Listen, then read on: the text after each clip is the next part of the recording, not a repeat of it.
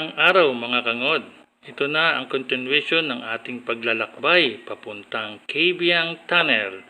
Pero bago ko ituloy ang ating paglalakbay, ay konting history muna tayo mga kangod sa lugar na ating bibistahin ngayon.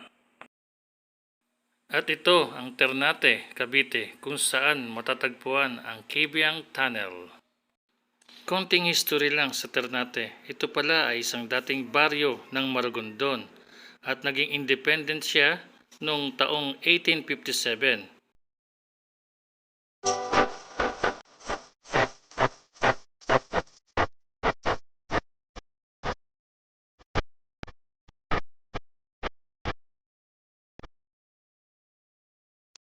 At ngayon, dumako naman tayo sa history ng Cabiang Tunnel, ang isang sikat na tourist spot dito sa Ternate, Cavite. Ito pala ay ginawa noong 2009 at binuksan sa publiko noong 2013. Ang tunnel na ito ay matatagpuan sa Mount Palaypalay National Park na tinatawag din na nating Mount Pico del Oro na nagdudugtong sa bayan ng Cavite at ng Batangas. Ang Cabiang Tunnel pala ang pinakamahabang tunnel na matatagpuan dito sa Pilipinas at ito ay may sukat na 300 meter ang haba.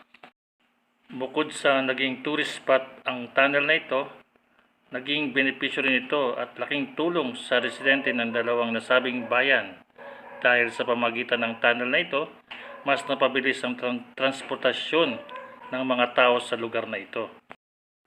Mga kangod, disclaimer, ito'y opinion ko lamang.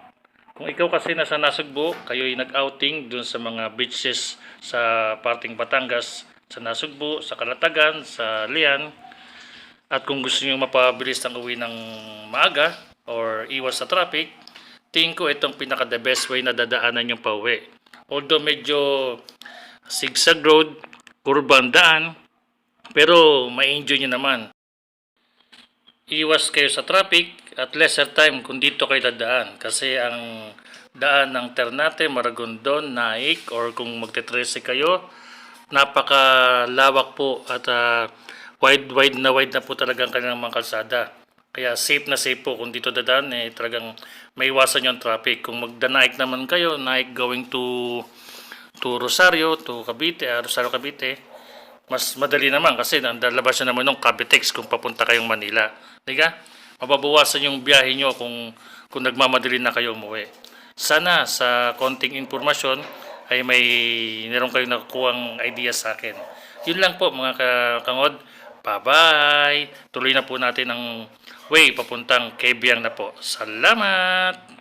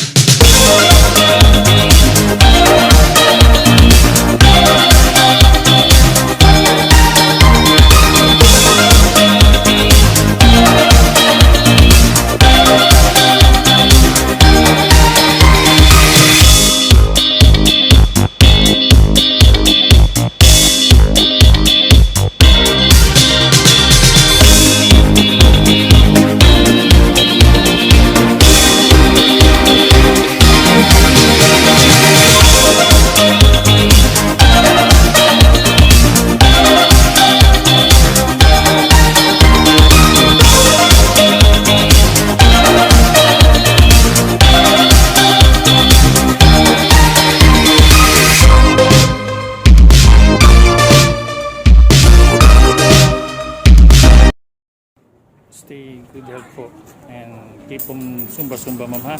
At iwasang maglalamon para hindi maging lumban-lumbang kalabasan. Ma'am, mabuhay ka po hanggang gusto mo. Ulit po, binabati po kita sa inyong karawan. In behalf of the Kabyang Tunnel, salamat ma'am. Salamat po sa pagtulong mo at sa walang sawang pagsagot sa mga tanong ko sa inyo. Isang mentor na maasahan talaga. Maraming salamat ma'am.